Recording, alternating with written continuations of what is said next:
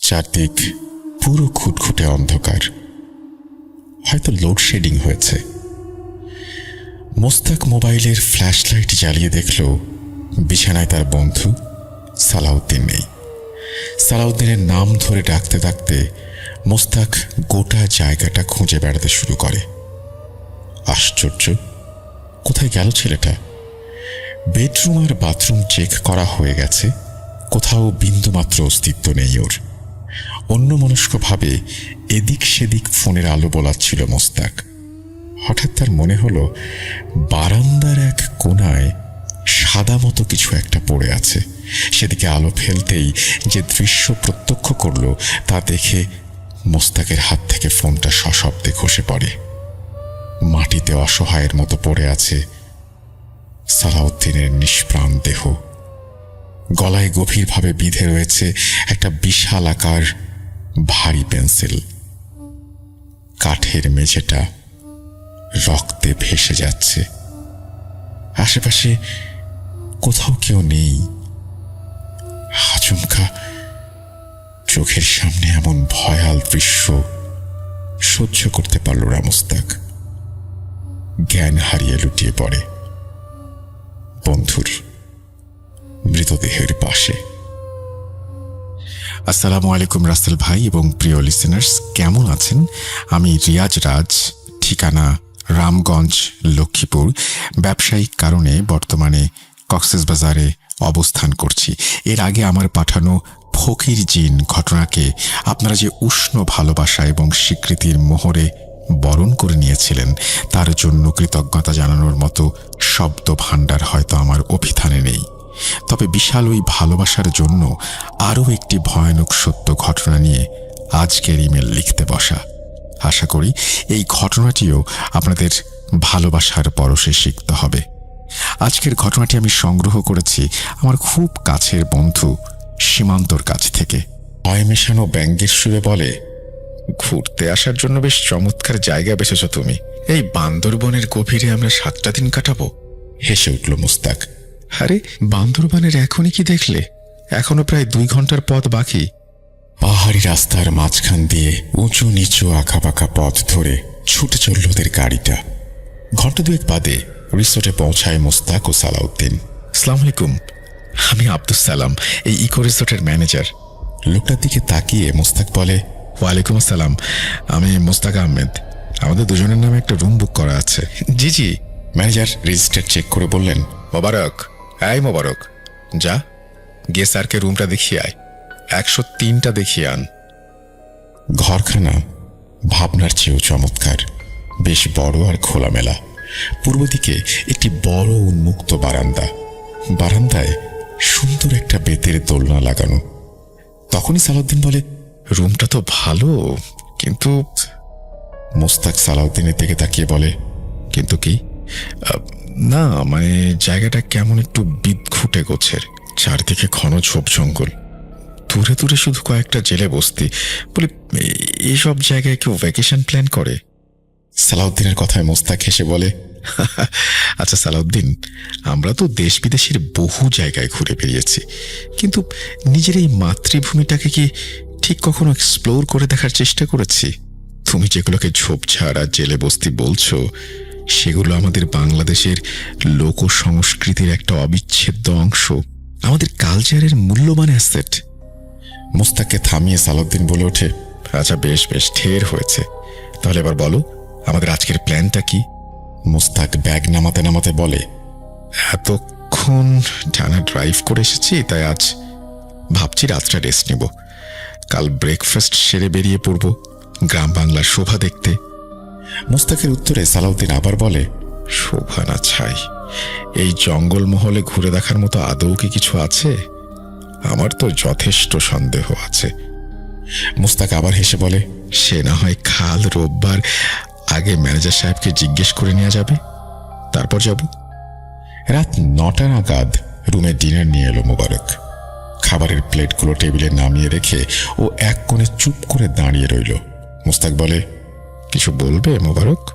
মোবারক হঠাৎ ভ্যাবা চাকা খেয়ে বলল, না স্যার, মানে একটা কথা বলার ছিল। বলো শুনি। মোবারক আমতা আমতা করে বলছিল, না মানে বলছিলাম যে আজ একটু চোখ কান খোলা রাখবেন, একা একা বাইরে যাবেন না। মোস্তাক থতমত খেয়ে বলল, কেন মোবারক? এই অঞ্চলে বন্য পশুদের উপদ্রব আছে নাকি? বাঘ বা বুনো হাতি? মোবারক একখানা নেতো হাসি হেসে বলল, না স্যার, এখানে জঙ্গল পাতলা, বাঘ বা হাতি জাতীয় কোনো জন্তু এদিকে খুব একটা আসে না। বনের আরো গভীরে ঢুকলে ওদের দেখা পেলেও পেতে পারেন, তবে এইখানে ওদের তেমন একটা দৌরাত্ম্য নেই। তবে যে তুমি বললে চোখ কান খোলা রাখতে, হ্যাঁ স্যার, আসলে আজ তো অমাবস্যার রাত, তাছাড়া জায়গাটা নিতান্তই গ্রাম অঞ্চল। গ্রাম অঞ্চল তো ঠিক আছে, কিন্তু এই অমাবস্যার গেরোটা কি? খানিকটা অপ্রস্তুত হয়ে পড়ল মোবারক। কিছু না স্যার, শুধু আপনাদের একটু হুঁশিয়ার থাকতে অনুরোধ করছি। আর আমি যা বললাম সেসব কথা আর ম্যানেজার সাহেবকে জানাবেন না, উনি নির্ঘাত আমার চাকরি খেয়ে ফেলবেন। কেন? উনি হয়তো ভাববেন যে আমি খামোখা ভয় দেখিয়ে রিসোর্টের গেস্টকে ভরকে দিচ্ছি, কিন্তু আমার মনে হলো যে আপনাদের আগে ভাগেই সাবধান করে রাখাটা দরকার। মোবারক আর দাঁড়াল না, দ্রুত পায়ে ঘর থেকে বেরিয়ে গেল। এদিকে সালাউদ্দিন ভয়ার্ত কণ্ঠে বলল, খিরে ভাই, কি সব বলে গেল ছেলেটা?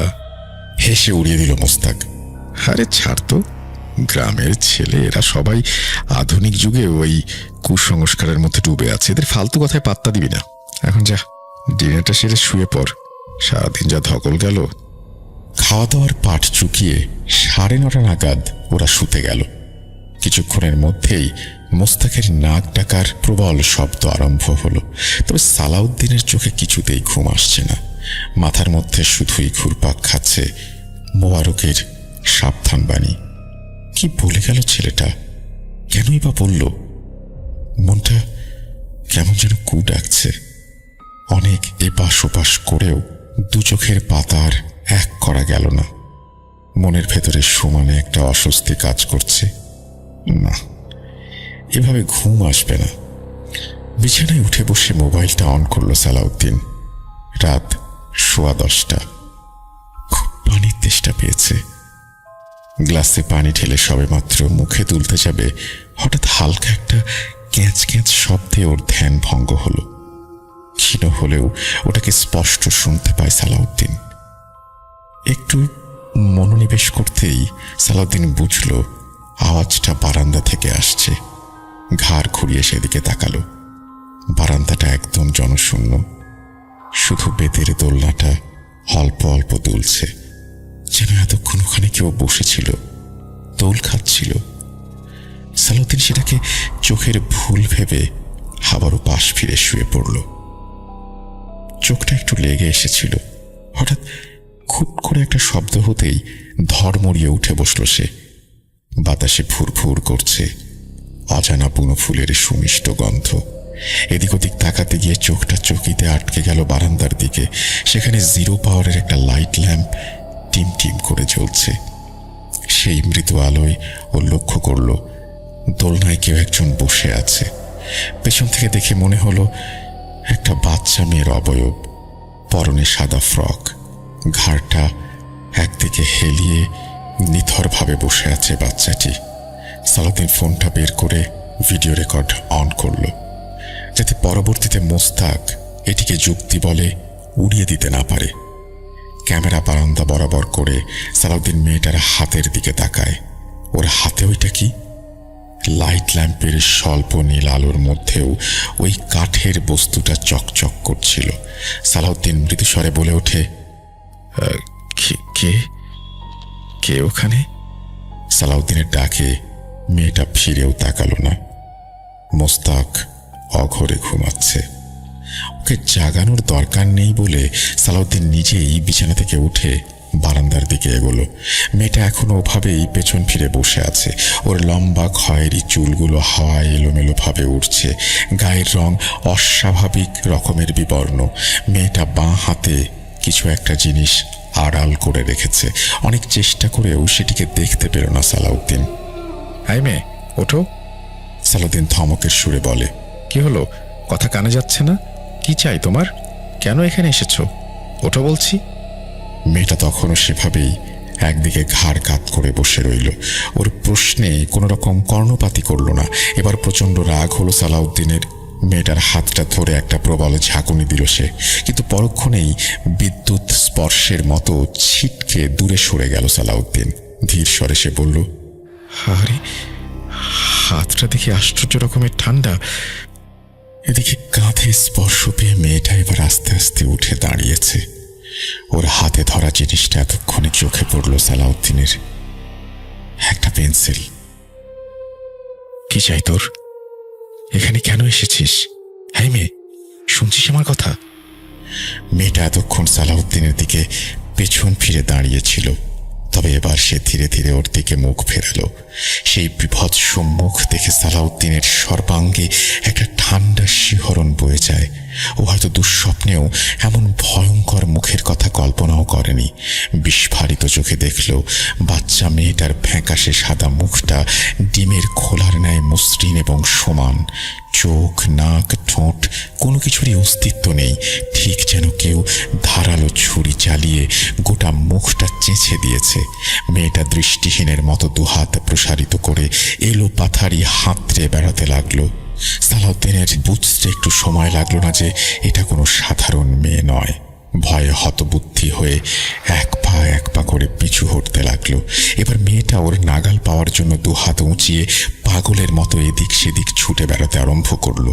হাতের কাঠের পেন্সিলটা থেকে থেকে ঝলসে উঠছে নাইট ল্যাম্পের দুর্বল নীলচে আলোয় একটা শব্দ। সন্তর্পণে পেছনে সরতে গিয়ে হঠাৎ সালাউদ্দিনের হাতে ধাক্কা খেয়ে একটা পিতলের ফুলদানি সশব্দে আছড়ে পড়েছে মাটিতে। মেয়েটি ঘাড় ঘোরালো সেই আওয়াজ লক্ষ্য করে, দৃঢ় পায়ে একটু একটু করে এগোতে আরম্ভ করলো সেই দিকে। ওই অলৌকিক রূপধারিণী চোখ, নাক, মুখবিহীন প্রেত মূর্তিকে নিজের দিকে অগ্রসর হতে দেখে সালাউদ্দিনের মুখ দিয়ে একটা অস্ফুট চিৎকার বেরিয়ে এসেছে, কিন্তু ও কিছুতেই নিজের পা দুটোকে নাড়াতে পারল না। ক্যামেরা মেয়েটির দিকে রেখেই চিৎকার করে বলল, কে আছিস? আমাকে বাঁচা। যেন কেউ মেঝের সঙ্গে ওর পা দুটোকে পেরেক দিয়ে ঠুকে দিয়েছে। মরিয়া হয়ে পালাতে গিয়ে সালাউদ্দিন হুমড়ি খেয়ে আবারও মেঝেতে পড়ল। মেয়েটা এখন অনেকটা কাছে এসে পড়েছে। মুহূর্তে লেপা মোছা মসৃণ ডিম্বাকৃতি মুখাবয়ব এখন ঠিক ওর সম্মুখে। শেষবারের মতো নিজের সর্বশক্তি দিয়ে চেঁচিয়ে উঠল সালাউদ্দিন, ডাকল মোস্তাককে। পর মুহূর্তেই একটা ঝকঝকে ফলা সবেগে নেমে আসে। মেয়েটা তার হাতের পেন্সিলটা বিদ্ধ করে দিয়েছে ওর গলায়। যন্ত্রণায় ছটফট করছে সালাউদ্দিন। ফোনটা পাশে রেখেই পড়ে যায়। সালাউদ্দিনের সে অমানসিক চিৎকার শুনে বিছানায় ধড়মড়িয়ে উঠে বসেছে মোস্তাক। এর পরের ঘটনা আপনারা শুনেছেন। সকালে পুলিশ এসে সালাউদ্দিনের লাশ উদ্ধার করে, কিন্তু খুঁজে পায়নি সালাউদ্দিনের মোবাইল ফোন। অনেক তদন্ত হবার পরেও খুনের রহস্য উন্মোচিত হয়নি। বাধ্য হয়ে পুলিশ ওই রিসোর্টকে সাময়িকভাবে বন্ধ ঘোষণা করে। মোস্তাক যেদিন ফিরে আসবে সেদিন মোবারককে ডেকে বলে, জ্ঞান আমি সালাউদ্দিনের লাশ দেখে হারাইনি, ওর ফোনে ধারণকৃত ভিডিও দেখে হারিয়েছিলাম। আমি জানি ফোনটা তোমাদের কারো কাছে আছে, তবে এসব পুলিশকে না জানানোর মূল কারণ তারা কেউ আমার কথা বিশ্বাস করবে না। সারা জীবন আমি নিজেই এসব কুসংস্কার বলে আখ্যা দিয়ে এসেছি। হ্যালো, ইন্সপেক্টর জহিরুল ইসলাম স্পিকিং। স্যার, আমি থানা থেকে নাজমুল বলছি। হ্যাঁ বলো নাজমুল, সব জায়গায় ফোর্স পাঠানোর ব্যবস্থা হয়ে গেছে তো? Yes sir. ওকে, খুনি প্রত্যেক অমাবস্যার রাতেই খুন করতে বেরোয়। সেই হিসেব অনুযায়ী আজ রাতে আর একটা খুন হওয়ার কথা, তবে সেটা যে কোনো মূল্যে আমাদের আটকাতে হবে। আমাদের জন্য কোনো সাজেশন আছে স্যার? যে কোনো সন্দেহভাজন লোককে দেখলে তাকে সঙ্গে সঙ্গে কাস্টাডিতে নেবে। যেহেতু খুনির কোনো সন্ধান পাওয়া যায়নি, তাই আমরা হলফ করে বলতে পারছি না যে সে নারী না পুরুষ, বৃদ্ধ না কিশোর।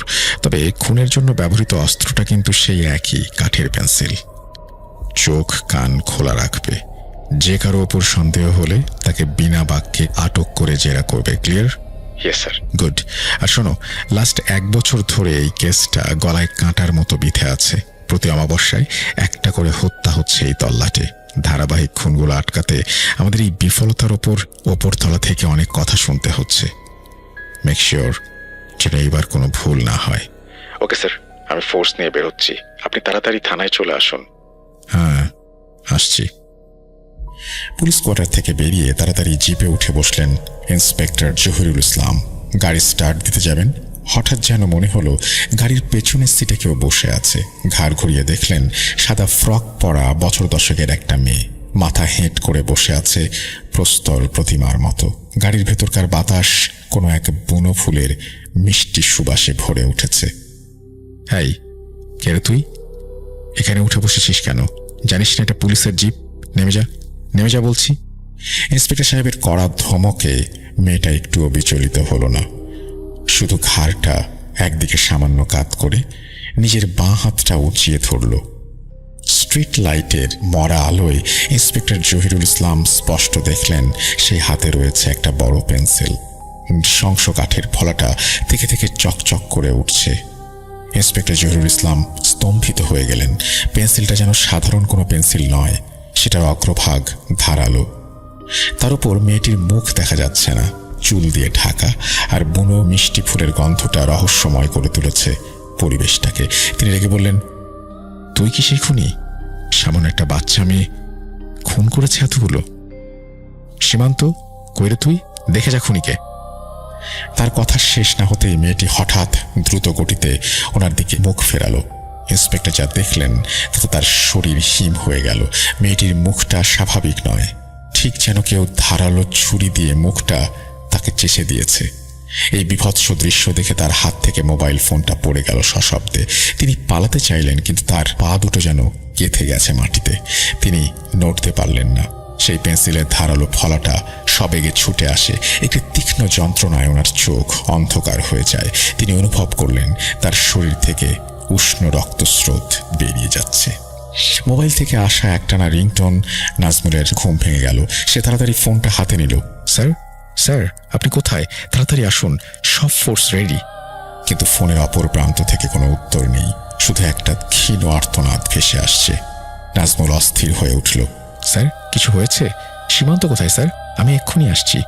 এদিকে অন্ধকার জিপের ভেতরে ইন্সপেক্টর ইসলামের নিথর দেহ পড়ে আছে, আর পাশেই সেই মুখবিহীন মেয়েটি দাঁড়িয়ে, তার হাতে সেই পেন্সিল।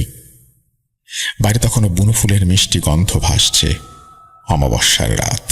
নাজমুল সাব ইন্সপেক্টর পদে কর্মরত। ইন্সপেক্টর জহিরুল ইসলামের মৃত্যুর পর তাকেই এই রহস্যময় কেসটির ভার নিতে হলো। ওপর মহল থেকে প্রচণ্ড চাপ আসতে থাকে। খুনের ধারাবাহিকতা থামাতে হবে যে কোনো মূল্যে। কিন্তু কিভাবে? খুনির কোনো চিহ্ন নেই, তার পরিচয় অজানা। সে নারী না পুরুষ, কিশোর না বৃদ্ধ, কিছুই পরিষ্কার নয়।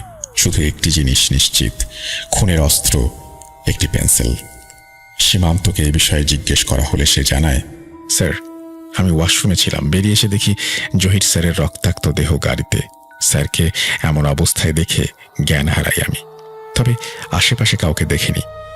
এখানে অনেকেরই প্রশ্ন থাকতে পারে যে পুলিশ অফিসার যেহেতু মারাই গেছেন, তিনি তার অভিজ্ঞতার কথা কিভাবে বললেন।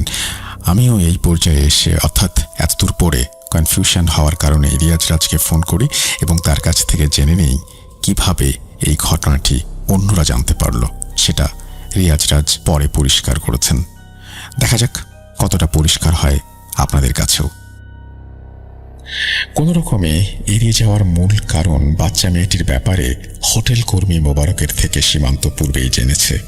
এখন সবটা বললে ওই মেয়ের অস্তিত্ব খোঁজার জন্য সীমান্তকে প্রশ্নের সম্মুখীন হতে হবে, যার উত্তর সীমান্তর কাছে নেই। তাছাড়া খুনি কোনো জিন ভূত এসব শুনলে সীমান্তকেই না খুনির ট্যাগ লাগিয়ে দেয়। পরবর্তী অমাবস্যার রাত।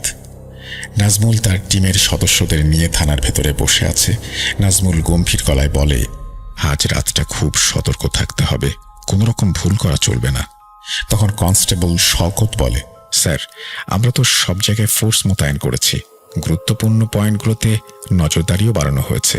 বান্দরবনের এই এলাকাটা এমনিতেই অনেক গভীর, এখানে লোকালয় কম, খুনি ঠিক কোন এলাকা থেকে আসে সেটা বোঝা যাচ্ছে না। নাজমুল মাথা নাড়ল। হ্যাঁ, এটাই সবচেয়ে বড় সমস্যা। এদিকে আবার এলাকাবাসী এটিকে জিন ভূতের কাজ বলে বেড়াচ্ছে। আমাদের কি তাদের কথা বিশ্বাস করা উচিত? এসব কুসংস্কারে এখন বিশ্বাস আনবো আমরা? কনস্টেবলের কথায় সবাই হেসে ওঠে। নাজমুল আবার দীর্ঘশ্বাস ফেলে বলে, আমি জানি, কিন্তু ঘটনার পারিপার্শ্বিকতা এতটাই অদ্ভুত যে অবিশ্বাস করাও কঠিন। কোনো ক্লু পাচ্ছি না, কোনো ফরেন্সিক প্রমাণ নেই, শুধু একটা পেন্সিল আর বুনো ফুলের গন্ধ, যা খুন হওয়ার স্থানে প্রতিবারই অনেক বেশি থাকে। অর্থাৎ গন্ধটা কিভাবে পায়, বা প্রত্যেকটা মার্ডার হওয়ার সময়ই যে গন্ধ পেয়েছিল তারা, সেটা কিভাবে পাওয়া যায় সেটা এখন পরিষ্কার হলো। কিন্তু হঠাৎ থানার ফোনটা বেজে উঠল। নাজমুল দ্রুত ফোন ধরে। হ্যালো, কে বলছেন?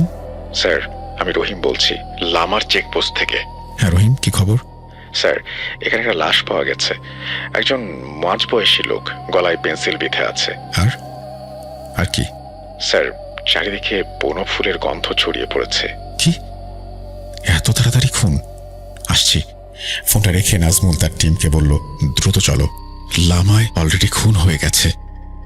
অমাবস্যার নিকোষ কালো রাত, আকাশে চাঁদ নেই, টিম টিম করে তারারা জ্বলছে, আর নিভে গেল কোনো এক জীবনের জ্বলন্ত প্রদীপ। লামার চেকপোস্টে পৌঁছে নাজমুল দেখল পুলিশ ইতোমধ্যেই ঘটনাস্থল ঘিরে রেখেছে। চারপাশে উৎসুক জনতার ভিড়, সবার চোখ মুখে ভয়। নিহত ব্যক্তির দেহ মাটিতে, গলায় সেই পরিচিত কাঠের পেন্সিলটা বিঁধে আছে, চারপাশে বুনো ফুলের মিষ্টি গন্ধ। কনস্টেবল শওকত বলল, স্যার, লোকটা সম্ভবত একটা ফেরিওয়ালা, এখানে কাছাকাছি কোনো একটা গ্রামের বাসিন্দা। নাজমুল বলল, কেউ কিছু দেখেছে? না স্যার, এই সময় এখানে লোকজনের আনাগোনা কম থাকে, রাত বিরাতে কেউ সাধারণত বের হয় না, বিশেষ করে এই অমাবস্যার রাতে। নাজমুল গভীর চিন্তায় ডুবে যায়। প্রতি অমাবস্যায় এই খুন, একই ধরনের অস্ত্র, বুনো ফুলের গন্ধ। এই খুনি কি আসলে কোনো সাধারণ মানুষ, নাকি অন্য কিছু, কোনো অতিপ্রাকৃত শক্তি? পরের কয়েকদিন নাজমুল একটানা এই কেস নিয়ে কাজ করতে লাগলো। সুন্দরবনের আশেপাশের গ্রামগুলোতে গিয়ে সে খোঁজ খবর নিতে থাকে। বিভিন্ন লোককথা ও জিনের গল্পগুলো সে মনোযোগ দিয়ে শোনে, কিন্তু এর কোনোটি এই রহস্যময় খুনের সাথে পুরোপুরি মিলছে না। কিছু গল্পে মুখবিহীন সত্তার কথা থাকলেও তাদের পেন্সিলের কোনো সম্পর্ক খুঁজে পাওয়া যাচ্ছে না। এভাবেই একজন প্রবীণ মৌলানা সাহেবের সাথে দেখা হয় নাজমুলের। তিনি বহু বছর ধরে এই অঞ্চলের মানুষের ধর্মীয় ও সামাজিক রীতিনীতি সম্পর্কে জ্ঞান রাখেন। নাজমুল তাকে সব খুলে বলে। তিনি নাজমুলকে বলেন, কিছু কিছু জিন আছে যারা অতৃপ্তির কারণে এইভাবে বিচরণ করে, তাদের বিশেষ কিছু চিহ্ন থাকে। নাজমুল আগ্রহী হয়ে বলে, বিশেষ চিহ্ন? হ্যাঁ, এই বুনো ফুলের গন্ধ, মুখবিহীন অবয়ব, এ হয়তো তাদেরই চিহ্ন। এরা এমন জিন যারা অপূর্ণতার কারণে ক্রোধে উন্মত্ত হয়ে ওঠে, আর এই পেন্সিল এটিও হয়তো কোনো প্রতীক হিসেবে দেখাচ্ছে। হয়তো পেন্সিলের সাথে সম্পর্কিত কোনো ঘটনা রয়েছে। হুজুর, হয়তো বললে আমি কিভাবে কি করব? আমি মুসলিম, জিন জাতির উপর আমার বিশ্বাস আছে, কিন্তু চলমান ঘটনার সাথে তাদের সম্পর্ক আসলে কি আছে? মৌলানা সাহেব মাথা নাড়লেন। আমি নিশ্চিত নই বাবা, তবে যদি তাই হয় তাহলে এর সমাধান মানুষের ক্ষমতার বাইরে। এক্ষেত্রে দোয়ার ইবাদত ছাড়া কোনো উপায় নেই। নাজমুল হতাশার সাথে মাথা নাড়ল। সে একজন পুলিশ অফিসার, তার কাজ যুক্তি আর প্রমাণের ভিত্তিতে অপরাধীকে ধরা। অলৌকিকতার ওপর ভরসা করে এগিয়ে যাওয়া তার পক্ষে কঠিন, কিন্তু কোনো যুক্তি বা প্রমাণ কাজ করছে না। দ্রুত খবর নিতে নিতে নাজমুলের হাতে আসে এক বিশেষ তথ্য, যা অনেকের বলা ঘটনার সাথে মিলে যায় বারবার। নাজমুল অনেকটা নিশ্চিত হয়ে যায় এই কেসের সাথে খুনের কোনো না কোনো সম্পর্ক রয়েছে। এখানে শেষ হলো ঘটনার দ্বিতীয় ভাগ। এবার তৃতীয় এবং শেষ ভাগ লিখছি। সীমান্তের কাছে যখন শেষের অংশটি শুনলাম, তখন অমিত দাদার নামটা সে বলে। সাথে সাথে আমি অমিত দাদাকে কল দিতে বলি। ঘটনার প্রেক্ষাপট অনুযায়ী পূর্বের ন্যায় আমি এটিকেও ধারাবাহিকতার সাথে মিলিয়ে লিখছি। কচিকাচাদের কলকাকলিতে মুখরিত হয়ে উঠল প্রাঙ্গণ।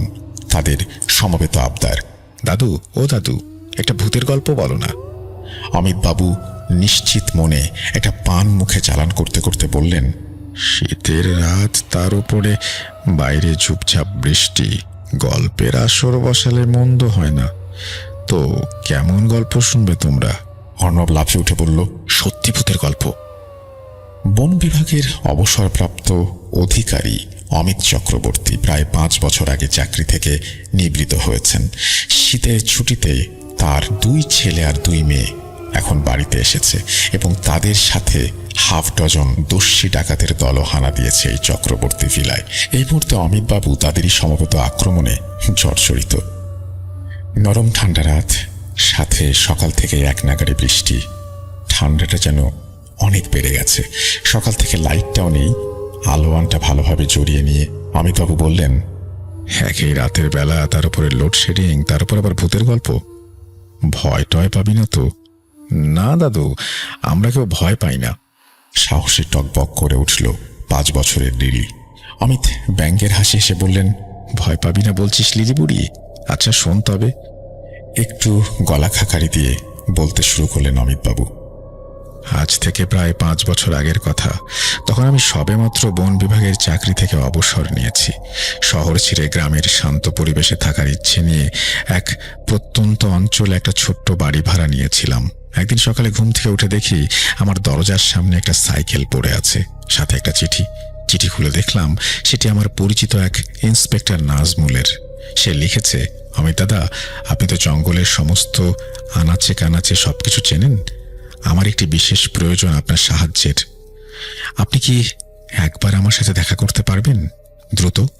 আমি জানলাম নাজমুল সহজে এমন অনুরোধ করে না। নিশ্চয়ই কোনো গুরুতর ব্যাপার। দেরি না করে সকালেই তার সঙ্গে দেখা করতে গেলাম। নাজমুল আমাকে দেখে প্রথমেই তার সমস্যার কথা বলল। সে জানায়, ইদানিং তার চাকরিরত গ্রামে কিছু রহস্যময় ঘটনা ঘটছে। কিছু পর্যটক নিখোঁজ হয়ে যাচ্ছে, আবার কারো কারো লাশ পাওয়া যাচ্ছে অদ্ভুত অবস্থায়। গ্রামবাসীরা নানান কল্পকাহিনী ফাঁকছে, কিন্তু সবচেয়ে বেশি শোনা যাচ্ছে জঙ্গলের গভীরে থাকা একটি পুরাতন পোড়ো বাড়ির গল্প। এই পোড়ো বাড়ি নিয়ে হাজারো অলৌকিক ঘটনা প্রচলিত। নাজমুল আমাকে বলল, আমি দাদা, আমি কনস্টেবল শওকত আর সীমান্তকে নির্দেশ দিয়েছি ওই বাড়ি সম্পর্কে বিস্তারিত জানার জন্য। ওরা দুজন বাড়ির সন্ধান পেয়েছে, কিন্তু সেখানে পৌঁছানোর কোনো রাস্তা খুঁজে পাচ্ছে না। আপনি এখানকার বন জঙ্গল সম্পর্কে অভিজ্ঞ, যদি তাদের সাহায্য করতে পারেন। আমি নাজমুলের কথা শুনে একটু অবাক হয়ে গেলাম। আমার জানা মতে এই জঙ্গলে কোনো পোড়ো বাড়ি ছিল না, কিন্তু যেহেতু নাজমুল জোর দিচ্ছে, আমি তাদের সাহায্য করতে রাজি হলাম। পরদিন সকালে আমি শওকত আর সীমান্তকে নিয়ে সেই বাড়ির সন্ধানে বের হলাম। অনেক খোঁজাখুঁজির পর আমরা সত্যিই একটা পোড়ো বাড়ির সন্ধান পেলাম। বাড়িটা ছিল অন্য পাহাড়ের কিনারায়। 2 পাহাড়ের মাঝখান দিয়ে বয়ে যাচ্ছিল একটি খরস্রোতা ঝর্ণা। ঝর্ণার স্রোতের কারণে পাহাড়ের দূরত্ব এত বেড়ে গিয়েছিল যে এক পাহাড় থেকে অন্য পাহাড়ে যাওয়ার জন্য যে কাঠের সেতু ছিল তা বহু আগেই ভেঙে গেছে। শুধু এই পাহাড় থেকে পোড়া বাড়ির একটা কোণা দেখা যাচ্ছিল। শওকত বলল, স্যার, এই বাড়িতে পৌঁছানোর কোনো উপায় নেই। স্রোত এতটাই তীব্র, পার হওয়া অসম্ভব। আমি পরিস্থিতিটা বুঝতে পারছিলাম। এই অবস্থায় বাড়ি পর্যন্ত পৌঁছানো সত্যি কঠিন। তাই আমি নাজমুলকে জানালাম যে একটি সাময়িক সেতু তৈরি করা ছাড়া কোনো উপায় নেই। নাজমুল অত্যন্ত সাহসী এবং দৃঢ়চেতা মানুষ। সে তার দলবল নিয়ে নিজেই ওপারে যাওয়ার জন্য একটি সাময়িক সেতু নির্মাণ করল। 2 দিনের অক্লান্ত পরিশ্রমে একটা বাঁশের সেতু তৈরি হলো। সেতু তৈরি হওয়ার পর নাজমুল এলাকার প্রবীণ হুজুরকে নিয়ে আসে। হুজুর দেখতে শান্তশিষ্ট, মুখে লম্বা দাড়ি, চামড়া ফর্সা। নাজমুল বলল, হুজুর, আমরা এই পোড়ো বাড়ির রহস্য উন্মোচন করতে চাই। আপনি যদি আমাদের একটু সাহায্য করেন। হুজুর মাথা নাড়লেন। তারপর সেই পোড়ো বাড়ির কাছাকাছি গিয়ে একটা আসন বসালেন। তিনি চোখ বন্ধ করে কিছুক্ষণের জন্য ধ্যানমগ্ন হলেন। আমরা সবাই ওনাকে ঘিরে দাঁড়িয়ে রইলাম নিঃশ্বাস বন্ধ করে, মানে হুজুরের কথা শোনার অপেক্ষায়। বেশ কিছুক্ষণ পর তিনি চোখ খুললেন। এরপর বলতে শুরু করলেন, এই জিন এখন থেকে নয়, আরও অনেক আগে থেকে 13-14 বছর আগে প্রতি অমাবস্যা রাতে একটা না একটা খুন করত। মাঝখানে 7 বছর এরা বন্দী ছিল। এরপর আবার শুরু করেছে। আগে এলাকার লোকজন খুন করত 10 জনের মধ্যে 1 জনকে, বাকিদের অসুস্থ বা মারধর করে ছেড়ে দিত। এরপর একজন তান্ত্রিকের দ্বারা জিনগুলোকে বোতলবন্দি করা হলে তারা আর কাউকে ক্ষতি করতে পারেনি। কিন্তু পানির স্রোতে পাহাড় ভেঙে যাওয়ায় ওই বোতল পড়ে যায় ঝর্ণার স্রোতে। বোতল ভেঙে ওরা 7 বছর পর আবার মুক্ত হয়। প্রতি অমাবস্যায় তারা যাকে ধরে তাকেই খুন করে। এর মধ্যে বেশিরভাগ ভুক্তভোগী হয়েছে পর্যটকরা। লোকে দেখে পাহাড় ধস কিংবা পিচ্ছিল খেয়ে হয়তো পর্যটকের মৃত্যু। মূল ঘটনা অন্য কেউ ঘটিয়েছে। হুজুরের কথা শুনে নাজমুল সরাসরি হুজুরকে জিজ্ঞেস করলো, কিন্তু কেন খুন করে? এই বাড়ি বা কার? নাজমুলের প্রশ্নে হুজুর একটা দীর্ঘশ্বাস ফেললেন। এরপর বললেন, এই বাড়ি একজন ফরেস্ট ডিপার্টমেন্টের অফিসারের বাড়ি। শখ করে 14-15 বছর পূর্বে জঙ্গলের গভীরে তিনি তার পরিবার সহ থাকতেন। তখনকার গ্রামবাসী অত ভালো বুঝতো না বলে তারা মনে করত এই লোক জঙ্গল দখল করতে এসেছে। সেদিন ছিল অমাবস্যার রাত। পাহাড়ি কিছু লোকজন তাদের ঘর বাড়ি ভেঙে দেবে। ওরা সবাই মিলে অফিসারের পুরো পরিবার হত্যা করে।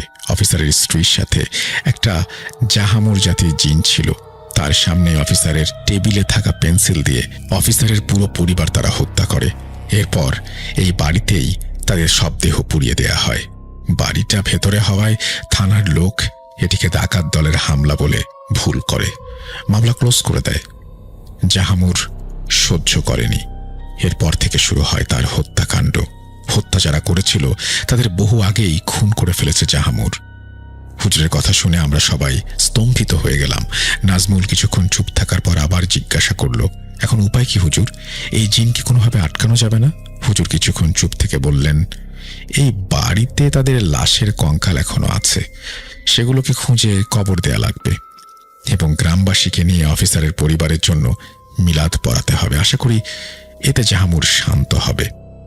হুজুরের কথা শুনে নাজমুল আর দেরি করল না। সবাই পোড়ো বাড়ির ভেতরে প্রবেশ করলো। অনেক খোঁজাখুঁজির পর তারা সত্যিই কিছু হাড়গোড় খুঁজে পেল, কিন্তু স্পষ্টই বোঝা যাচ্ছিল যে সেগুলি ওই হতভাগ্য ফরেস্ট অফিসারদের পরিবারের সদস্যদেরই। অত্যন্ত শ্রদ্ধার সাথে সে হাড়গোড় সংগ্রহ করল। এরপর গ্রামবাসীর সহায়তায় সেগুলোকে ইসলামী রীতি অনুযায়ী দাফন করল। তারপর থেকে আর কখনো অমাবস্যার রাতে খুন হতে দেখা যায়নি। জঙ্গলের সেই পুরো বাড়িটা হয়তো এখনো দাঁড়িয়ে আছে, কিন্তু তার চারপাশের রহস্যময় আবহাওয়া অনেকটা কেটে গেছে। গ্রামবাসীরা স্বস্তির নিঃশ্বাস ফেলল, আর পর্যটকরাও আবার নিরাপদে আসতে শুরু করল। নাজমুল স্বস্তির হাসি হাসে। আমরা বুঝতে পারছিলাম কিছু রহস্যের সমাধান শুধু আইন দিয়ে নয়, বিশ্বাস প্রথার মাধ্যমেও সম্ভব।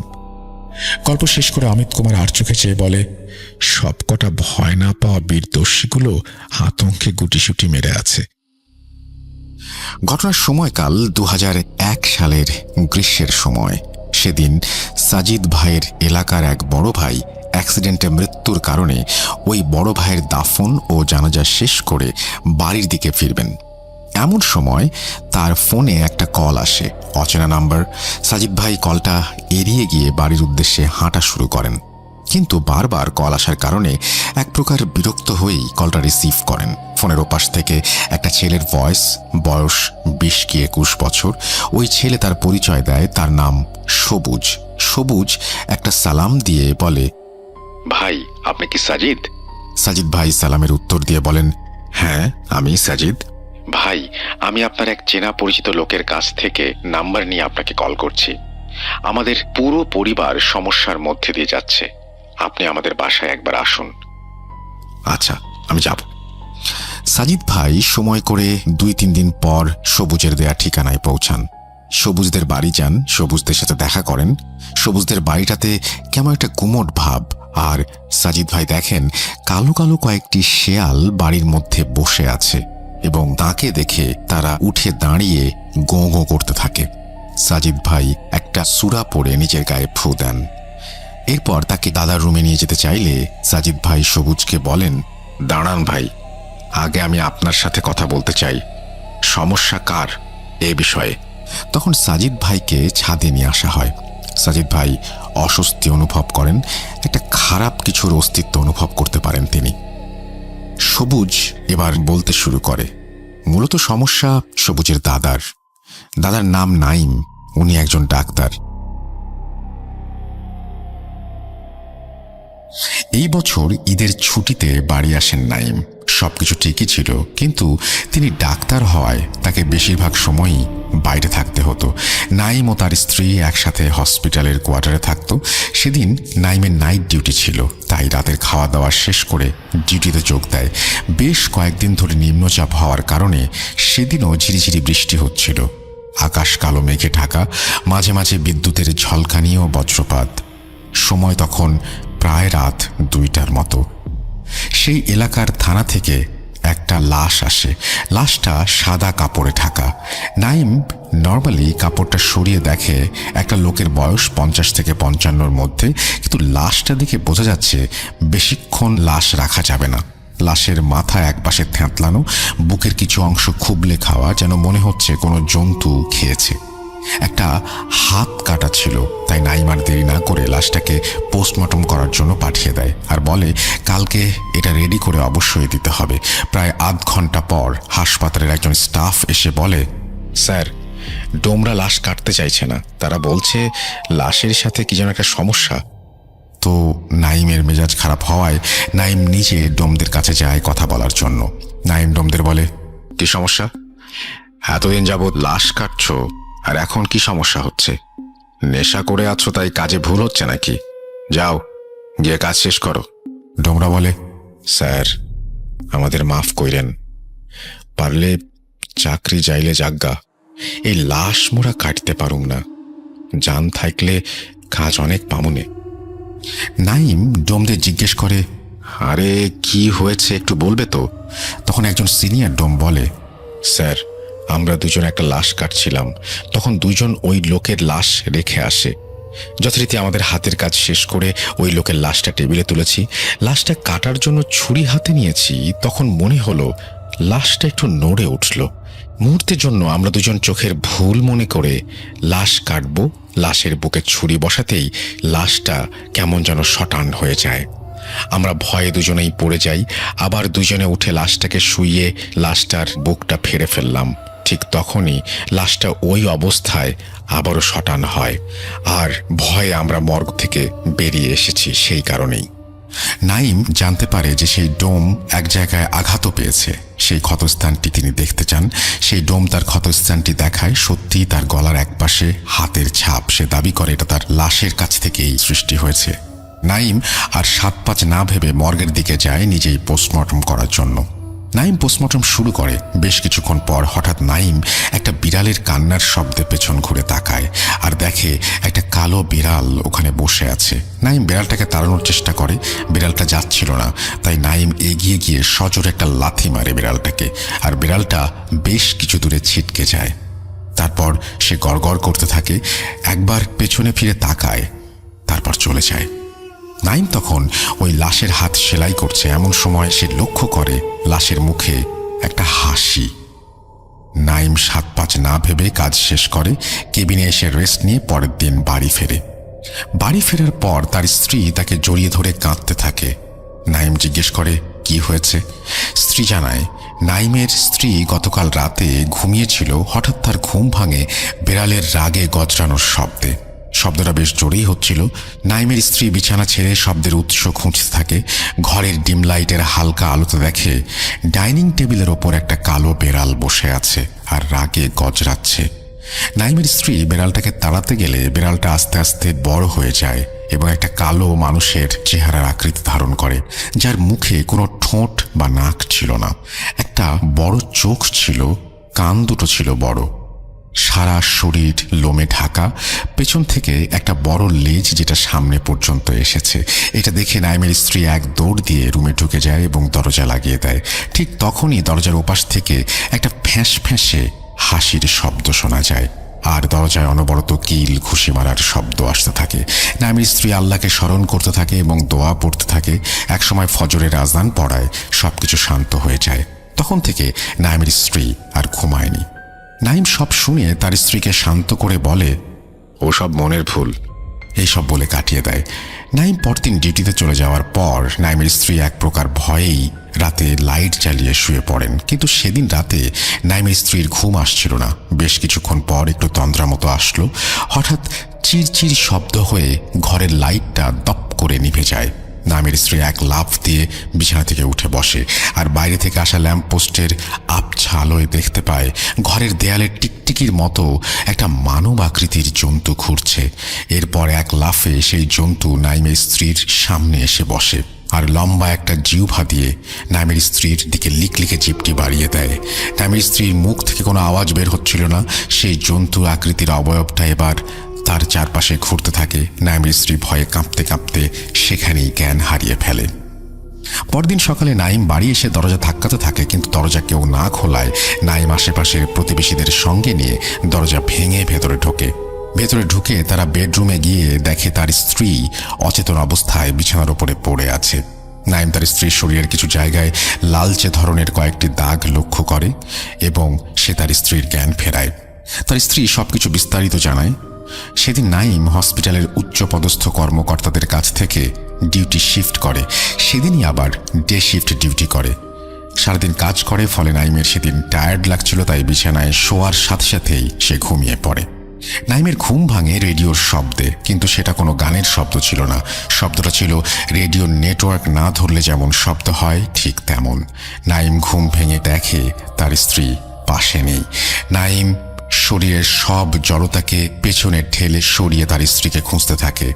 মনে মনে এটাও ভাবতে থাকে, তার ঘরে তো রেডিও নেই, তাহলে রেডিওর শব্দ আসছে কোত্থেকে? সেই সময় তার পরিস্থিতি ছিল এমন যে কোনো তীব্র মাদক সেবন করলে যেমন হয় ঠিক তেমন। নাইম যেন এক প্রকার ঘোরের মধ্যেই হাঁটছে। ঘরের মধ্যে এক সময় ধোঁয়া ভর্তি হয়ে যায়, আর নাইমের মনে হয় সে যেন এক ধোঁয়াময় পৃথিবীতে বন্দী। চারিদিকে ঘুরছে, কিন্তু কোনোভাবেই সেইখান থেকে বের হতে পারছে না। এমন সময় নাইম একটা গর্তের মধ্যে পড়ে যায়। এবার সে দেখতে পায় সে অন্ধকারের মধ্যে শুয়ে আছে, কিন্তু আশেপাশে হাত দিয়ে অনুভব করে চারিদিকে মাটির দেয়াল। পারছে না উঠে বসতে, পারছে না দাঁড়াতে। নাইম বুঝতে পারে যে সে একটা কবরে বন্দি আছে। সে জোরে জোরে চিৎকার করছিল বাঁচার জন্য, কিন্তু কোনো সাড়া পাচ্ছিল না। শেষ পর্যন্ত সে কালেমা পড়তে থাকে আর কাঁদতে থাকে আল্লাহর কাছে তওবা করে। এমন সময় একটা হাত দেখতে পায়, যে হাত দেখে নাইম বুঝেছিল সেই হাতটা তাকে এখান থেকে বের করে বাইরে নিয়ে যেতে সাহায্য করবে। নাইম হাতটা ধরে আর তার অসম্ভব ঘুম পায়। নাইম ঘুমিয়ে যায়। নাইমের ঘুম যখন ভাঙে তখন সে দেখে একজন বয়স্ক ভদ্রলোক তার মাথায় হাত বুলিয়ে দিচ্ছে আর দোয়া পড়ে ফু দিচ্ছে। নাইমের জ্ঞান ফিরলে নাইমকে ওই বৃদ্ধ ভদ্রলোক জিজ্ঞাসা করেন, বলো তো বাবা, কি হয়েছিল তোমার সাথে? নাইম বিস্তারিত ঘটনা বলে। আসলে ওই বৃদ্ধ ভদ্রলোকটি ছিলেন বেশ কিছু দূরের এক মসজিদের ইমাম। নাইম বলে, গতকাল রাতে আমি ঘুমানোর পর এই সব হয়েছে। তখন ওই বৃদ্ধ ইমাম বলেন, বাবা, তুমি বিগত 15 দিন ধরে এমন অবস্থায় ছিলে। তখন নাইমের স্ত্রী নাইমকে বলে, সেদিন সকালে ডিউটিতে যাওয়ার সময় হয়ে যাচ্ছে, কিন্তু নাইমের ঘুম ভাঙছিল না। তাই তিনি বেশ কিছুক্ষণ ধরে নাইমের গায়ে ধাক্কা দিয়ে ডাকার পরেও নাইমের ঘুম যখন ভাঙে না, তখন নাইমের বন্ধু, যিনি নাইমের সাথে হসপিটালে কাজ করেন, ওনাকে তিনি ডেকে পাঠান এবং তিনি এসে বলেন এইরকম কিছু তিনি আগে কখনো ফেস করেননি। নাইম তখন কোমায় ছিলেন, তাই তার রুমেই যতটা সম্ভব মেডিকেল সাপোর্ট দিয়ে নাইমের চিকিৎসা চলতে থাকে। তার স্ত্রী পরদিন রাতে নাইমের পাশে একটা চেয়ার নিয়ে ঘুমিয়ে পড়ে। এমন সময় সে ঘরের মধ্যে হাঁটা চলার শব্দ পায় এবং তাতে তার ঘুম ভেঙে যায়। দেখে নাইম ঘরের মধ্যে ঘুরে বেড়াচ্ছে। তার স্ত্রী ভাবে এটা কোনোভাবেই সম্ভব না। তিনি নাইমকে কোনো রকমের টেনে বিছানায় শুইয়ে দেন। নাইমের স্ত্রীর আর বুঝতে বাকি ছিল না যে সমস্যাটি বিজ্ঞান সংক্রান্ত কিছু না, তাদের সাথে অলৌকিক কোনো ঘটনা ঘটছে। তাই পরের দিন এলাকার এক ইমাম সাহেবকে ডেকে নিয়ে আসা হয়। উনি বাড়িতে ঢুকেই আল্লাহু আকবার বলে বাড়ির বাইরে এসে নাইমের স্ত্রীকে বলেন, মা, এ আমার দ্বারা সম্ভব নয়, আপনি অভিজ্ঞ কাউকে দেখান।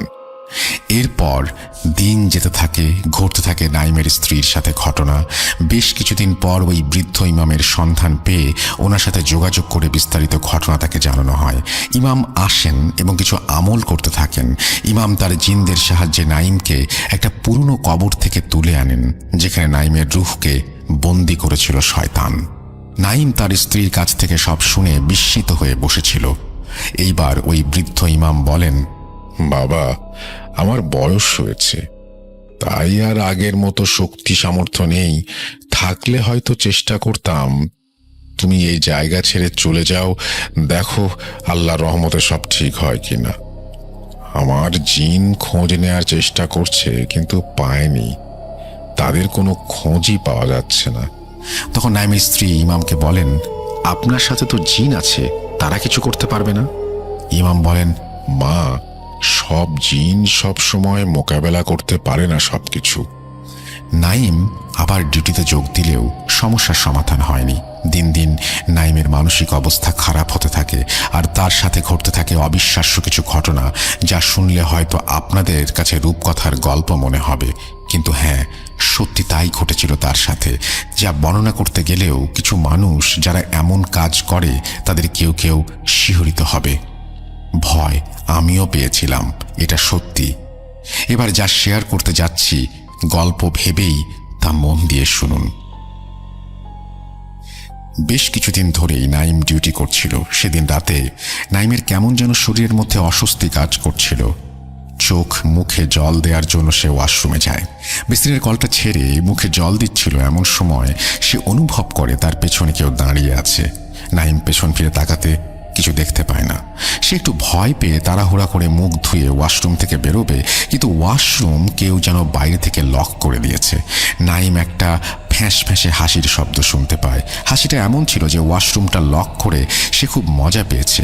হঠাৎ তার পা ধরে হ্যাঁচকা টান দিয়ে কেউ তাকে ফেলে টেনে সরিয়ে দেয়। নাইম উঠে বসে, কিন্তু কিছু দেখতে পায়নি। তখন হঠাৎ করেই ওয়াশরুমের লাইটটা চিরচিরি শব্দ করে ফেটে যায়। অন্ধকারে নাইম নিজের হাতটাও দেখতে পাচ্ছে না।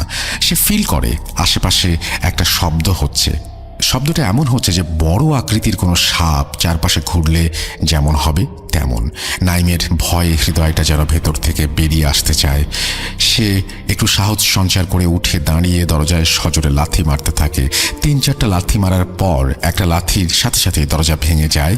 ওয়াশরুম থেকে বেরিয়ে এসে দেখে তার সামনে কালো পোশাক পরা অনেকগুলো মানুষ দাঁড়িয়ে আছে, যাদের একজনেরও মাথা নেই। নাইম কালো পোশাক পরিহিত সেই মাথাবিহীন অবয়বগুলোকে দেখে উল্টো দিকে রুদ্ধশ্বাসে দৌড়াতে থাকে, আর পেছনে দৌড়াচ্ছে ওই কাটা মাথা অবয়বগুলো। তার সাথে চারিদিক থেকে অদ্ভুতভাবে ভেসে আসতে থাকে তাচ্ছিল্যের হাসি। নাইম নিজের কান চেপে ধরে আয়াতুল কুরসি পড়তে পড়তে দৌড়াতে থাকে।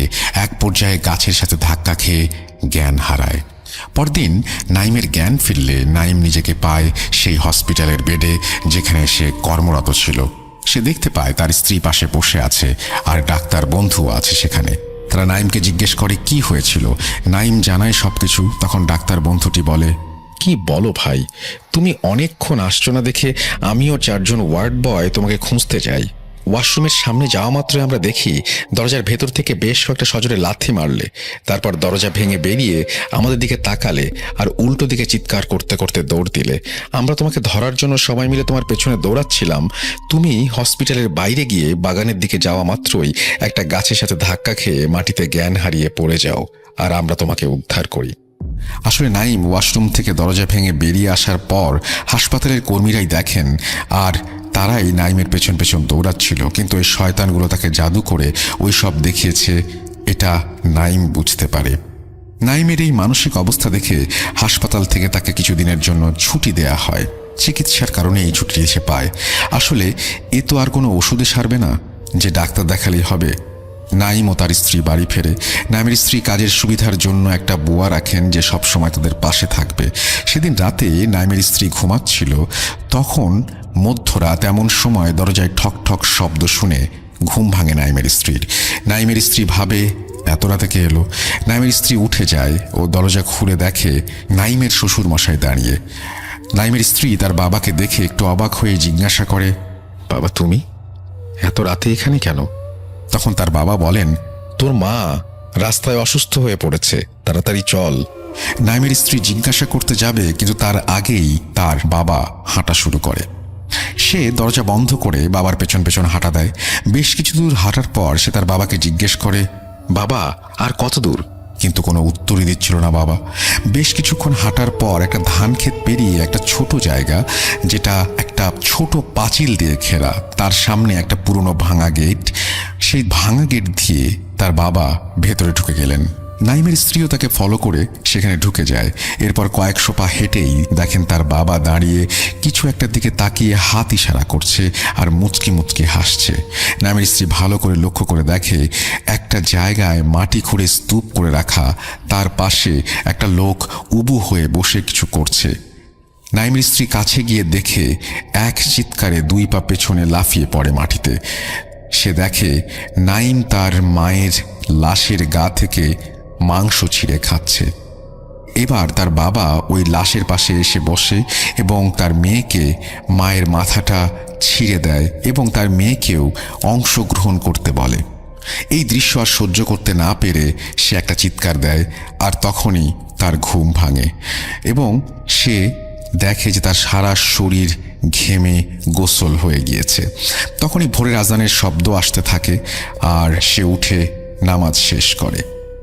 সেদিন বিকেল থেকে বজ্রবিদ্যুৎ সহ অঝোরে বৃষ্টি হওয়ার কারণে লোডশেডিং ছিল, তাই আর বেশি কিছু রান্না না করে সন্ধ্যার রান্না শেষ করে সে বসার ঘরে 3 জন মিলে বসে কথা বলছিল। নাইম, তার স্ত্রী ও কাজের বুয়া।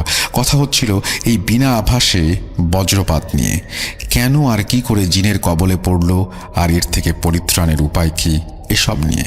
এমন সময় রান্নাঘর থেকে বেড়ালের কান্নার শব্দ আসছিল। কাজের বুয়া তাদের বলে, আমি বেড়াল তাড়িয়ে আসছি।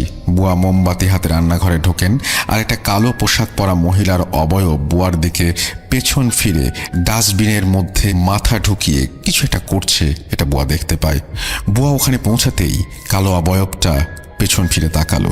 বুয়া দেখলো সেই বুয়ার মতো দেখতে একই রকম একটা মহিলা ডাস্টবিন থেকে কাঁচা মাছের উচ্ছিষ্ট অংশগুলো চিবিয়ে খাচ্ছে আর তার মুখ থেকে কিছু উচ্ছিষ্ট চারিদিকে ছিটাচ্ছে এবং সে বুয়ার দিকে খুব রাগান্বিত অবস্থায় তাকিয়ে আছে। এবং এই সমস্ত দেখেই কাজের বুয়াটি জ্ঞান হারিয়ে মাটিতে লুটিয়ে পড়ে। তাড়াতাড়ি নাইম ও তার স্ত্রী এসে ধরাধরি করে তাকে নিয়ে যায় এবং তাকে কিছুটা ধাতস্থ করার চেষ্টা করে। ভয়ে একসময় বুয়া কান্না করতে শুরু করে। নাইম ও তার স্ত্রী প্রতি রাতে লাইট জ্বালিয়ে আল্লাহর ইবাদত শুরু করে আর দিনের বেলায় ঘুমানো শুরু করে, কিন্তু তাতেও ওই শয়তান রেহাই দেয়নি। ওদের দিনের বেলাও নানা রকম বাজে স্বপ্ন দেখাতে শুরু করে। নাইমের অবস্থা বেগতিক দেখে তার স্ত্রী তার দেওর সবুজকে ফোন করে সবকিছু জানায়। সবুজ তার বাবা ও মাকে জানায় তার বড় ভাই ভাবির সমস্যার কথা। সবুজ আর দেরি না করে সেদিন জোহরের নামাজ পড়ে গাড়ি নিয়ে বেরিয়ে পড়ে নাইম ও তার স্ত্রীকে আনতে। নাইম ও তার স্ত্রী সমস্ত ব্যাগপত্র গুছিয়ে রেডি হয়ে বসেছিল সবুজের আশায়। তখন প্রায় সন্ধ্যা 7টা বাজে। কলিং বেলের শব্দে নাইম উঠে দরজা খোলা মাত্রই তাজা কাটা মুরগির মাথা কেউ ছুঁড়ে মারে নাইমের গায়ে। নাইম এবার এক প্রকার রেগে গিয়ে বলতে থাকে, কেন কেন আমি কি ক্ষতি করেছি তোর, এভাবে জ্বালাচ্ছিস কেন? এ কথা বলার সাথে সাথেই ঘরের লাইট নিভে যায়। নাইমের স্ত্রী শুনতে পায় নাইমের আর্তনাদ ও ধস্তাধস্তির শব্দ। এমন সময় সবুজ চলে আসে ও দরজা ধাক্কাতে থাকে। নিজে থেকে লাইট জ্বেলে উঠে নাইম মাটিতে লুটিয়ে পড়ে। নাইমের স্ত্রী তাড়াতাড়ি দরজা খুলে দেয়। সবুজ ও তার ভাবি দুজন মিলে নাইমকে সোফায় বসায় এবং তার অবস্থা তখন ছিল রক্তাক্ত। নাইমকে হসপিটাল থেকে আঘাত লাগা জায়গাগুলোতে ব্যান্ডেজ করে প্রয়োজনীয় ওষুধ দিয়ে তারা ওই রাতেই রওনা দেয় নিজস্ব বাসভবনের উদ্দেশ্যে। রাত 10টা 15 মতো বাজে। এমন সময় তারা রাতের খাওয়া শেষ করে এই উদ্দেশ্যে একটা হাইওয়ের পাশে ছোট্ট একটা হোটেলে খাবার আনতে যায়। গাড়িতে ড্রাইভার নাইম ও তার স্ত্রী। সেখানেই তারা খাওয়া দাওয়া সারে আবার রওনা দেয়। বেশ কিছু দূর যাওয়ার পর তাদের গাড়িটি সমস্যা করতে শুরু করে। এবার কিছু দূর গিয়ে গাড়িটি বন্ধ হয়ে যায়। গাড়িটা ঘ্যার ঘ্যার শব্দ করছে, কিন্তু স্টার্ট নিচ্ছে না। তাই ড্রাইভার ও সবুজ গাড়ি থেকে নেমে ইঞ্জিন চেক করছিল। এমন সময় শেয়ালের কান্নার মতো শব্দ আসতে থাকে। ড্রাইভার ও সবুজ দুজনেই দুজনের মুখের দিকে তাকিয়ে মুখ চাওয়াচাওয়ি করে। তাড়াতাড়ি ইঞ্জিন ঠিক করার চেষ্টা করে। বেশ কিছুক্ষণ পর নাইম গাড়ির ভিতরে ফিরে আসে এবং গাড়ির পাশে দাঁড়িয়ে গাড়ির বাইরের আবহাওয়াটা উপভোগ করতে থাকে। এমন সময় নাইম ফিল করে নাইমের কানের পাশে একটা অজানা কোনো ভাষায় ফিসফিস করে কেউ একটা কিছু বলছে আর হাসছে। হাসিটা মৃদু ছিল। ভয় লাগাতে নাইম গাড়ির দরজা খুলে ভেতরে ঢুকতে যাবে। এমন সময় নাইমের পা ধরে এক অদৃশ্য শক্তি টেনে হিঁচড়ে তাকে রাস্তা থেকে নামিয়ে মাঠের দিকে নিয়ে যেতে থাকে। বাকিরা নাইমের চিৎকার শুনতে পেয়ে সবাই মিলে সেই হাইওয়ে থেকে নাইমের দিকে এগিয়ে যায় এবং 3 জন মিলে নাইমকে ধরে ফেলে এবং হাইওয়েতে উঠিয়ে গাড়িতে ওঠায়। তারা সবাই গাড়িতে বসা চেষ্টা করতে থাকে গাড়ি স্টার্ট দেওয়ার, কিন্তু গাড়ি স্টার্ট হচ্ছিল না। ড্রাইভার কিছু দোয়া পড়ে স্টিয়ারিংয়ে ফু দেওয়া মাত্রই গাড়ি স্টার্ট হয়ে যায়। তখনই গাড়ির গায়ে যদি কোনো জন্তু ধাক্কা দেয় তাহলে যেমন শব্দ হবে সেই রকম একটা শব্দ হয়। তারা সবাই মিলে জোরে জোরে সূরা কালাম পড়তে থাকে এবং তারপর সব কিছু থেমে যায়। তারা বাড়ি পৌঁছায়। তারপর থেকেই নাইমের অবস্থা আরও খারাপ হতে থাকে। সবুজ সাজিদ ভাইকে বলে, ভাই, এখন আমার বড় ভাই সারাদিন কোমায় থাকার মতো অবস্থা অবস্থায় আসরের পর উঠে হামাগুড়ি দিয়ে সারা বাড়িময় ঘোরে। আগে কাঁচা মাছ মাংস খেত, এখন আম্মি যান বড় ভাইয়ের জন্য মাছ মাংস সেদ্ধ করে রাখে। বড় ভাই ঘুম থেকে উঠে সেগুলো খায়, কুকুর যেভাবে খায় ঠিক সেভাবে। এখন অবস্থা খুবই খারাপ। সব শুনে সাজিদ ভাই সবুজকে বলে, চলো তোমার ভাইকে একটু দেখে আসি। সাজিদ ভাই নাইমের রুমে ঢোকে আর রুমের মধ্যে থেকে একটা লাশ পচা গন্ধ পায়। সাজিদ ভাই একাই এই গন্ধটা পাচ্ছিল সেটা সে বেশ বুঝতে পারে। সে নাইমের পাশে গিয়ে দাঁড়ায় এবং লক্ষ্য করে নাইমের মুখে একটা মুচকি হাসি। হাসিতে এটা বোঝানোর চেষ্টা হচ্ছিল যে সাজিদ ভাইয়ের এখানে আসা বৃথা। সাজিদ ভাই মুচকি হাসে, সবুজকে বলে, তুমি আমাদের একটু একা ছেড়ে দাও সবুজ। তখনই চোখ বন্ধ অবস্থায় নাইম উঠে বসে। কি একটা অদ্ভুত রকমের সেই ভঙ্গি। সাজিদ ভাই দেখেন দেয়াল থেকে অসংখ্য হাত বেরিয়ে আসছে আর সিলিংয়ের ভেতর থেকে কেউ মাথা বের করে উকি মারছে। সাজিদ ভাই মনে মনে তার জিন হুজুরদের স্মরণ করছিল। তখন নাইম ভাঙা ভাঙা গলায় বলে, ও বাবা, দেখো দেখো, ওঝা আসছে আমাকে ঝাড়তে। এই বলে হাসতে থাকে। সাজিদ ভাই একটু তাচ্ছিল্যের স্বরে বলে, ঝাড়াইতে নয়, তারাইতে আসছি, বুঝছিস? সমস্যা নেই, সব রোগের ওষুধ আছে, তোদের ওষুধও আল্লাহ মানিক বানিয়েছে, ভাবিস না। এমন সময় সাজিদ ভাইয়ের একজন জিন হুজুর আসে ও সাজিদ ভাইকে বলেন, এখনো সময় হয়নি সাজিদ, ফিরে চলো। তখন নাইম বলে, ওরে বাপরে বাপ, দরবেশ নিয়ে আসছে দেখছি। সাজিদ ভাইয়ের জিন হুজুর কিছু না বলে একটা মুচকি হাসি দিয়ে চলে যায়। যথারীতি সাজিদও বিদায় নেয়। সেদিন রাতে নাইমের বাড়ি থেকে সাজিদ কোনো একটা ব্যক্তিগত কাজ সেরে ফিরছিল। এমন সময় সাজিদ ভাই দেখেন তার সামনে একটা কদম গাছ, সেখানে বেশ কয়েকটি লাশ ঝুলছে। সাজিদ ভাই ওদিকে তাকিয়ে সূরা পড়ে শরীর বন্ধ করে নেন।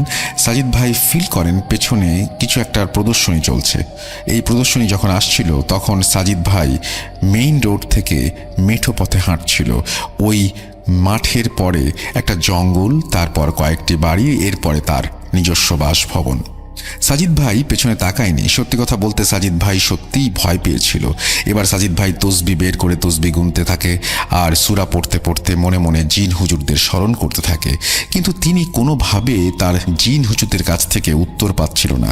এমন সময় সব নিস্তব্ধ হয়ে যায়। সাজিদ ভাই হাঁটতে হাঁটতে প্রায় জঙ্গলের কাছে এসে পড়েছেন। এবার শুধু শুনতে পাচ্ছিলেন না, এবার দেখতে পাচ্ছিলেন। সাজিদ ভাই দেখে বেশ কয়েকটি লোক যাদের মাথা নেই তারা উল্লাস করছে এবং কেমন একটা অবয়বকে ঘিরে গোল হয়ে ঘুরছে।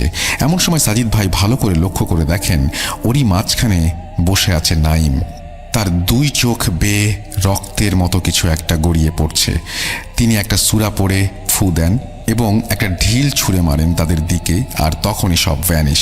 সাজিদ ভাই ভয়ে এক দৌড় দিবেন। এমন সময় সাজিদ ভাইয়ের চলার রাস্তায় মাটির মধ্যে থেকে কনুই পর্যন্ত হাত উঠে এসেছে। সাজিদ ভাই সূরা পড়তে পড়তে এগিয়ে যাচ্ছেন এবং একসময় বাড়ি পৌঁছান। রাতে এক প্রকার রাগ করে জিন হুজুরদের স্মরণ করেন। একে একে 4 জন জিন হুজুর আসেন। সাজিদ ভাই একটু রাগের সুরেই বলেন, এতবার ডাকার পরেও আপনারা আসলেন না? জিন হুজুরদের মধ্যে একজন বলেন, আরে সাজিদ, তুমি বুঝছো না কেন? খামোখা রাগ করছো। ওই শয়তান জাদু করে তোমাকে শব্দবন্দি করে রেখেছিল, আমরা তোমার ডাক শুনতে পাইনি। সাজিদ ভাই বলেন, কিছু জানতে পারলেন? জিন হুজুর বলেন, চিন্তার এমন কিছু নেই, আল্লাহ মালিক সব কিছু ঠিক রাখবেন। দেখো সাজিদ, সমস্যা জটিল হলেও ওর জাদু করা জিনিসগুলো নষ্ট করতে হবে। জিন হুজুর বলেন, কোথায় কোথায় জাদু বস্তু আছে ও কিছু আমল শিখিয়ে দেন। পরদিন সাজিদ ভাই নাইমদের বাড়িতে যায়। তখন রাত 12টা বাজে। সাজিদ ভাই আসন বসান আর 7 মেরু বিশিষ্ট 2টি বলয় বানিয়ে নাইমকে একটা বলয়ের মাঝখানে বসিয়ে সাদা কাফনের কাপড় দিয়ে নাইমকে ঢেকে সেই কাপড়ের ওপর সূরা পড়ে ফু দিয়ে কিছু রিচুয়াল করতে থাকেন। এমন সময় বাড়ির চারপাশ থেকে শোনা যায় শেয়ালের হুঁহু ডাক আর বেড়ালের কান্নার শব্দ। সাজিদ ভাই দেখেন বাড়ির বাইরে বহু শিয়াল দাঁড়িয়ে রাগে গ্যাঙাচ্ছে, কিন্তু ভেতরে আসতে পারছে না। কারণ উঠানে একসাথে ঢাল হয়ে দাঁড়িয়েছিলেন 8 জন জিন হুজুর। এমন সময় বিশাল আকৃতির শেয়ালের পিঠে করে একটা কালো অবয়ব, যার শরীরে কোনো মাথা ছিল না, সে আসে। সাজিদ ভাই তাকে দেখতে পায় এবং জিনদের শিখিয়ে দেয়া আমল করতে থাকে। এবার হঠাৎ করে সেই মাথাবিহীন কালো অবয়বটা কোনো একটা অদৃশ্য কিছু টেনে হেঁচড়ে দ্বিতীয় সমমেরুর বলয়ের মধ্যে আছড়ে পড়ে। আর সাজিদ ভাইয়ের সেই জিন হুজুর ওই অবয়বকে বলে, দেখলি আল্লাহর কালাম দিয়ে দরবেশ কি করতে পারে? তোর মতো ভীরু কাপুরুষের এই অবস্থা হয়। এবার বল, কেন এই ছেলেটার পেছনে পড়েছিস? সেই অবয়ব এক প্রকার রাগ করে গোঁয়াতে থাকে এবং বলে, বলবো না। সাজিদ ভাই বলে, বলতে তোকে হবেই। এই বলে সাজিদ ভাই একটা ছড়ি দিয়ে বলয়ের ওপর আঘাত করতে থাকে। তখন মার খেয়ে নিস্তেজ অবস্থায় পড়েছিল সেই মাথা কাটা অবয়ব। আর সাজিদ ভাই এক প্রকার হুমকি দিয়েই বলে, শেষ সুযোগ দিচ্ছি, বল, না হলে এখনই মাটিতে গেড়ে দেব। এমন সময় সেই মাথা কাটা অবয়বের অনুগামী 15-20 জনের মতো হবে তাকে বাঁচাতে আসলে সাজিদ ভাইয়ের জিন হুজুরা লাফ দিয়ে তাদেরকে ধরে আছড়ে মারতে থাকে। ঘুষির আঘাতে তাদের অবস্থা শোচনীয় হয়ে দাঁড়ায়। সেই মাথা কাটা বলে, আমি কন্ধ কাটা। আমাকে এক কবিরাজ 4টে খাসির বিনিময়ে পাঠিয়েছিল এই পরিবারের বংশকে নির্বংশ করতে। আমি সে কাজ করে দিয়েছিলাম। সেই কবিরাজ আমাকে মন্ত্র বলে বন্দি করে ফেলে আর আমার দ্বারা এই ধরনের কাজ করিয়ে অর্থ উপার্জন করতে থাকে। একদিন সুযোগ বুঝে ওই কবিরাজকে দিয়ে জিন্দা অবস্থায় ওর শরীর থেকে মাংস খুব লেখে ওকে গলা টিপে মেরে ফেলে ওর হাতটা আলাদা করে দিয়েছিলাম। কবিরাজের পুরো লাশ খেতে পারেনি। এমন সময় ওকে হাসপাতালের লোকজন নিয়ে যায়। আমি ওই লাশ খাবো তাই মর্গে ডোমদের ভয় দেখিয়ে তাড়িয়ে দেই, কিন্তু এই নাইম আমাকে আমার সেই আশা পূরণ করতে দেয়নি। নাইমকে দেখে আমার ভালো লাগায় আমি ওর পেছনে পড়েছি। সব শুনে সাজিদ ভাই কন্ধ কাটা অবয়বকে বোতলবন্দি করেন এবং সেই বোতলবন্দি জিন হুজুরদের দিয়ে বলেন, নাইমের বাড়ির থেকে অনেকগুলো জাদুর বস্তু উদ্ধার করে সেগুলোকে পুড়িয়ে ফেলা হয়েছে। আর নাইমের বাড়ির সবাইকে বলে, আপনারা বেশি বেশি করে নামাজ পড়বেন, আমল করবেন, আল্লাহর ইবাদত করবেন। আজকে আমি বলবো আমার মামা বাড়ির গ্রামের ঘটনা। আমার মামা বাড়িতে ঘটা অনেক ঘটনাই আছে। আমি তা আমার মায়ের কাছে, নানুর কাছে শুনেছি। মূল ঘটনা শুরুর আগে আমি সংক্ষেপে আমার মামার বাড়ির বর্ণনা দিতে চাই। আমার মামার বাড়ি যেতে হলে শহর শেষে একটা নদী পার হতে হয়। নদী পেরোলেই মূল রাস্তা, যা গিয়ে মিশেছে ঢাকাগামী এক হাইওয়ের সাথে। এই মূল সড়ক থেকে ভ্যান বা রিক্সা করে বর্তমানে আমার নানু বাড়ি যাওয়া যায়। তার জন্য সময় লাগে বড়জোর 10 থেকে 12 মিনিট, কিন্তু স্থানীয়রা হেঁটেই যাতায়াত করে। আমরা যখন ছোটবেলা সেখানে যেতাম তখন এসব রিক্সা বা ভ্যানের সুবিধা না থাকায় নদী পার হয়ে হাঁটা শুরু করতাম। আর সেই দূরত্ব কিছু কম ছিল না, প্রায় 30 মিনিট তো লাগতই। তবে মূল রাস্তা রেখে যেখান থেকে আমার নানাবাড়ির গ্রামের ইটের রাস্তাটা শুরু হয়েছে সেটা সোজা লম্বা একটা পথ। গ্রাম হলেও অন্য অজপাড়া গায়ের মতো এখন আর নেই, অর্থাৎ খুব বেশি বাঁশঝাড় বন জঙ্গল আমরা দেখি না। তবে আম্মুর কাছে শুনেছি যে আগে ওখানে জঙ্গল ছিল, বেশ ভয়ও ছিল। ওই সোজা পথটি ধরে কোনো ডানে বামে না ঘুরলে 15-20 মিনিট হাঁটলে আমার নানা বাড়ি পৌঁছানো যায়। আমার মামা বাড়ির একদম পাশেই একটা কবরস্থান, ওটা পারিবারিক কবরস্থান। আমার মামাদের বংশীয় লোকজন যারা আশেপাশেই থাকেন তাদেরই পারিবারিক গোরস্থান ওটা, যা এখন কালের বিবর্তনে পরিত্যক্ত হলেও আগে ওখানে কবর দেয়া হতো। এখন সেই জায়গাটি একটা অব্যবহৃত পরিত্যক্ত জায়গা মাত্র। আমার মামা বাড়ি আর ওই কবরের মাঝখানে শুধুমাত্র একটি তার কাটার বেড়া সীমানা নির্ধারণের জন্য দাঁড়িয়ে আছে।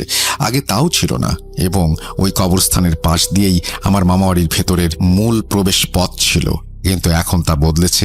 যাই হোক, আজকের ঘটনা শুনেছি আমি আম্মুর মুখে। আমি জানি না কতটা গুছিয়ে বর্ণনা করতে পারছি, ভুল ত্রুটি হলে ক্ষমা সুন্দর দৃষ্টিতে দেখবেন। একদিন সন্ধ্যার ঘটনা। আমার নানা বাড়ির উঠানে একটা কেটে ফেলা গাছের গুড়ির ওপর সেদিন আমার এক খালামণি বসেছিলেন। ওই দিন ছিল হাটবার। উনি যখন বসেছিলেন তখন সময়টা মাগরিবের আজানের মুহূর্ত, হয়তো আজান দিচ্ছে বা দেবে কিছুক্ষণের মধ্যে, এইরকম একটা সময়। শীতকাল আসন্ন, তাই বেলা ছোট, কিছুটা অন্ধকার হয়ে এসেছে। উঠোনে বসে আমার খালামণি সব হাট শেষ করে ফেরা লোকদের আনাগোনা দেখছিলেন। কেউ ব্যাগ ভরে, কেউ ঝাঁকা ভরে বাজার নিয়ে ফিরছেন নিজের ঘরের দিকে, কেউ মাছ তো কেউ সবজি, কেউ বা এক বোতল তেল হাতে ঝুলিয়ে চলেছেন ঘরে।